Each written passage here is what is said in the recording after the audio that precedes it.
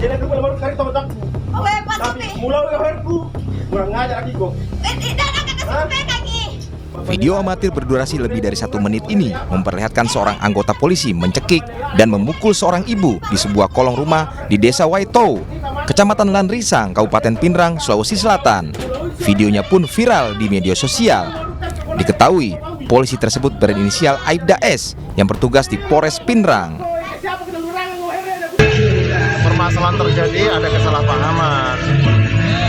Kesalahpahamannya korban ini disuruh oknum polisi untuk memanen ikan di empangnya. Laporan dari korban ini, laporannya hasil ikan di empang sedikit, sedangkan oknum polisi mendapat laporan dari pihak lain bahwasanya panen ikan di empangnya lumayan banyak. Pelaku dan korban yang masih ada hubungan keluarga kini telah berdamai. Meski demikian, pelaku telah dilakukan pemeriksaan dan kini telah ditahan di Propam Polres Pinrang. Dari Pinrang, Sulawesi Selatan, Erwin Eka Pratama, iNews melaporkan. Seorang nenek penjual kue keliling di Bandar Lampung jadi korban penipuan uang palsu oleh orang yang tak dikenal. Polisi masih berupaya ungkap peredaran uang palsu yang beredar.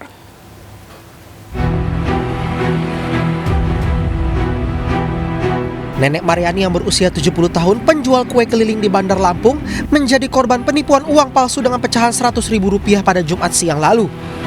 Korban dihampiri seorang tidak dikenal menggunakan sepeda motor lalu membeli kue dengan senilai Rp10.000 dengan menggunakan uang palsu. Meski sempat curiga dengan uang yang diberikan, korban terlanjur memberikan uang kembalian senilai Rp90.000. Namun setelah diperiksa ternyata uang yang diterima oleh nenek Mariani uang palsu.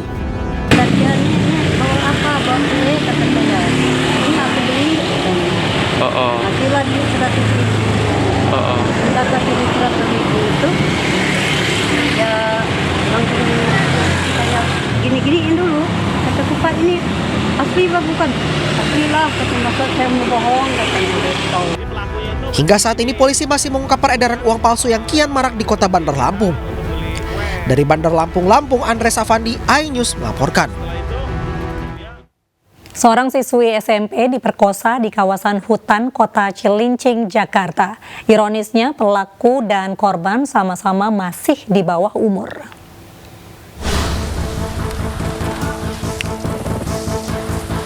Di dalam hutan kota Rawamalang, Cilincing, Jakarta Utara ini, seorang siswi SMP diperkosa oleh 4 orang anak yang masih berusia di bawah 14 tahun. Peristiwa berawal saat para pelaku mencegat korban saat pulang sekolah di lokasi kejadian. Di tempat inilah para pelaku menyekap dan memperkosa korban. Kejadian tersebut langsung dilaporkan oleh keluarga korban ke polisi. Usai menerima laporan, polisi langsung mengamankan 4 orang pelaku pemerkosaan yang seluruhnya masih di bawah umur. Polisi bekerja sama dengan Lembaga Perlindungan Anak untuk memberikan bimbingan dan pendampingan pada pelaku dan korban. Pasal 32 menyatakan bahwa yang bisa ditahan itu adalah anak-anak yang berusia 14 tahun. Sementara ABH ini rata-rata usia 13 tahun. Dan satu orang bahkan masih usia 12 tahun atau belum lebih dari. Pelaku tidak ditahan dan kini dititipkan di rumah rehabilitasi karena masih di bawah umur. Kekerasan seksual terhadap anak di bawah umur kembali terjadi. Di sebuah apartemen di Jakarta Barat, seorang perempuan berusia 15 tahun jadi korban eksploitasi seksual. Sementara di Alor, Nusa Tenggara Timur, seorang pendeta tega cabuli 14 orang.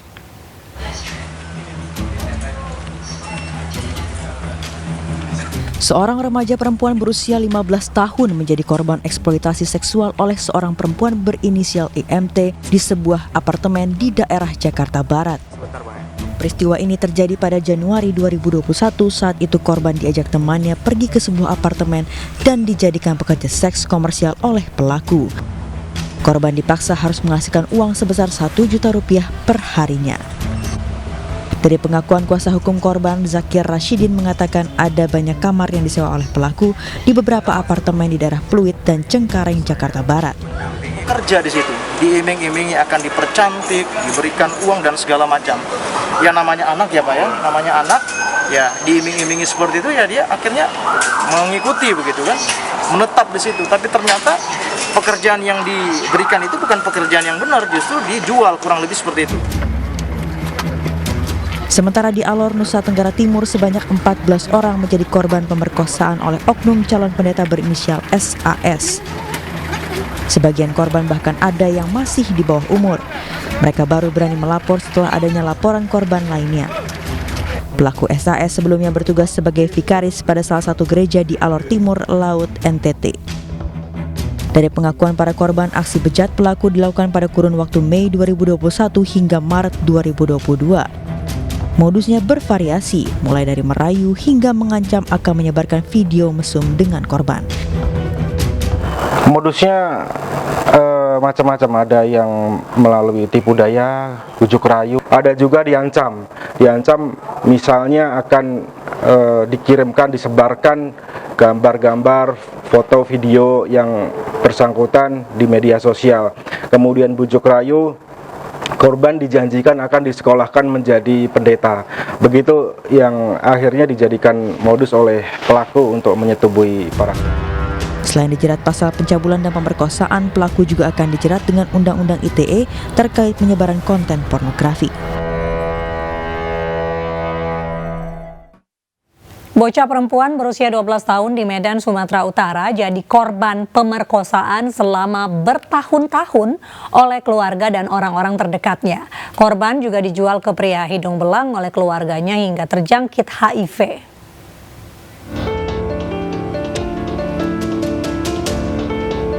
Anak perempuan berusia 12 tahun, JA, diduga menjadi korban pemerkosaan yang dilakukan keluarga dan orang-orang terdekatnya selama bertahun-tahun. Korban diperkosa sejak tahun 2017 sejak ibunya berpisah dengan ayahnya dan memilih dengan sang pacar. Pacar ibu korban inilah yang diduga menjadi pelaku pertama memperkosa korban. Usai ibunya meninggal, korban yang kemudian tinggal bersama sang nenek kembali menjadi korban kekerasan seksual yang dilakukan oleh adik neneknya.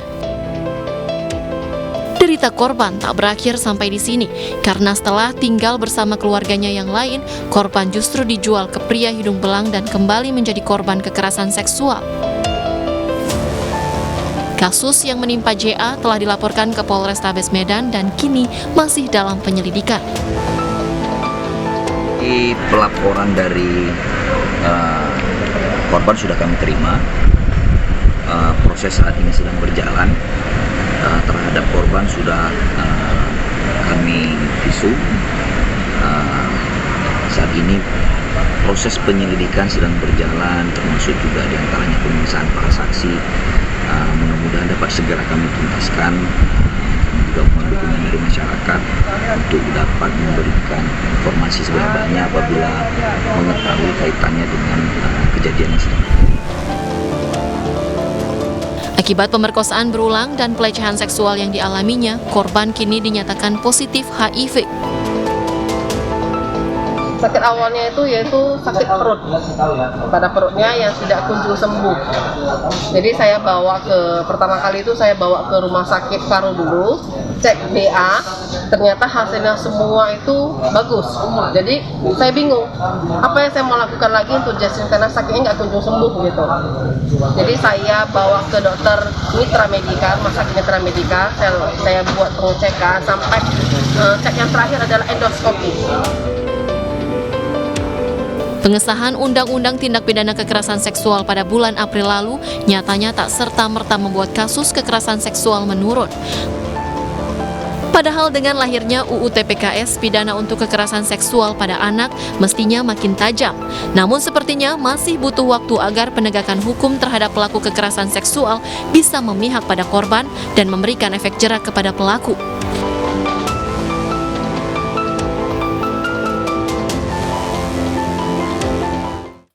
Kita beralih ke kabar duka yang datang dari Dewan Pers. Ketua Profesor Aziumardi Azra meninggal dunia di Malaysia. Almarhum sempat mendapat perawatan intensif di Rumah Sakit Serdang Selangor akibat kelainan jantung.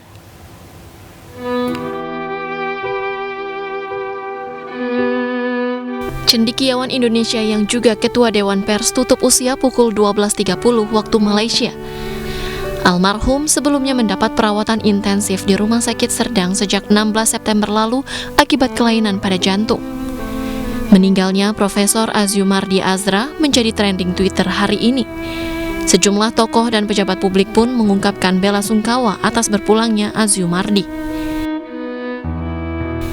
Sepanjang hidupnya, Aziumardi Azra lebih banyak berkutat dalam dunia pendidikan. Dirinya juga pernah menjadi wartawan di tahun 1979 hingga 1985. Jabatan terakhirnya adalah Ketua Dewan Pers yang baru dijalaninya sejak 19 Mei 2022. Dirinya yang meninggal dunia di usia 67 tahun dikenal sebagai cendekiawan Muslim.